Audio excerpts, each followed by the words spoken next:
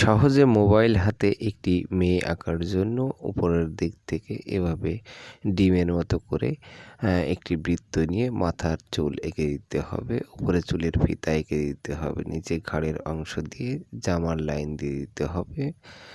পিঠের লাইন দিয়ে সামনের অংশে এভাবে হাত এঁকে দিতে হবে পাকা করে উপরের দিকে উঠিয়ে দুটি হাত এঁকে একটি মোবাইল ফোন এঁকে দিতে হবে। মোবাইল ফোনটা ধরে আছে সেরকম বোঝানোর জন্য।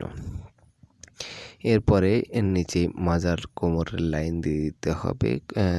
কোমরে একটি বেল্ট পরিয়ে দিয়ে একটি প্যান্ট এঁকে দিতে হবে, জিন্সের প্যান্ট। প্যান্টের পিছনের অংশে দুইটি পকেট এঁকে দিতে হবে। এরপরে সুন্দর মতো করে রং করে দিতে হবে। আমি গায়ের জামায় লাল রং করে দিয়েছি, মাথায় কালো রং এবং বেল্টে কালো রং করে দিয়েছি। এরপর প্যান্ট নিল। দর্শক বন্ধুরা, সহজে কলসি মাথায় গায়ের বধূ আঁকার জন্য উপরের দিক থেকে উল্টো ভি আকৃতির একটি লাইন নিয়ে নিচে শাড়ির আঁচল দিয়ে দিতে হবে। এরপরে একটি বৃত্ত দিয়ে মাথায় এঁকে দিতে হবে। তার উপরে একটি কলস এঁকে দিতে হবে। সুন্দর করে কলসের একটু ডিজাইন করে দিতে হবে। এরপরে কলস ধরে আছে সেরকমভাবে হাত এঁকে দিতে হবে। দুপাশে ঠিক একইভাবে হাতের লাইন উপরের দিকে উঠিয়ে নিতে হবে ভাঁজ করে। হাতে একটু চুড়ি পরিয়ে দিতে হবে। এরপরে সামনের অংশে কাপড়ের লাইন দিয়ে দিতে হবে, ব্লাউজের লাইন দিয়ে দিতে হবে। এরপরে পিছনের অংশে একটি পা এঁকে দিতে হবে। তারপর পছন্দ মতো রং করে দিতে হবে। তোমরা চাইলে যে কোনো রং ব্যবহার করতে পারো। আমি এখানে আমার মতো আমি রং করে দিয়েছি। আশা করি তোমাদের ভালো। দর্শক বন্ধুরা, সহজে বেলুন ওড়ানো একটি মেয়ে আঁকার জন্য উপরের দিকে উল্টো ইউ আকৃতির একটি লাইন দিয়ে মাথা এঁকে দিতে হবে।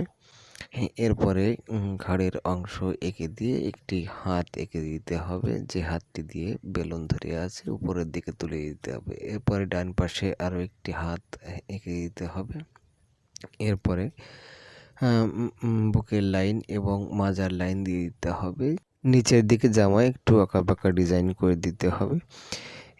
এরপরে জামায় উপরের দিকে একটা ডিজাইন করে দিতে হবে, হাত এঁকে দিতে হবে। এরপরে উপরের অংশে একটি লাভ চিহ্ন দিয়ে একটি লাভ বেলুন এঁকে দিতে হবে। এরপরে রং করে দিতে হবে, মাথায় চুলে কালো রং। এরপরে গায়ের পোশাকে যে কোনো রং করে দিতে পারো। আমি এখানে আমার মতো রং করে দিয়েছি। তোমাদের কেমন লাগলো?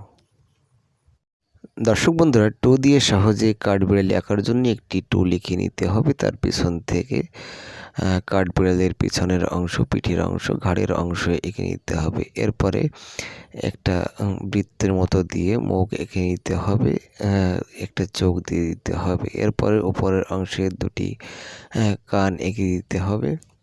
এরপর মাথার নিচ থেকে একটি হাত এঁকে দিতে হবে সুন্দর করে। তার পাশে আরও একটি হাত, দুটি হাত এঁকে দিতে হবে। নিচে দুটি পা এঁকে দিতে হবে।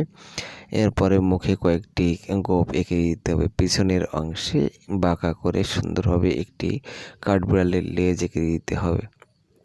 এরপরে পছন্দ মতো রং করে দিতে হবে। আমি এখানে কমলা রং ব্যবহার করেছি, তোমরা চাইলে যে কোনো রং ব্যবহার করতে পারো।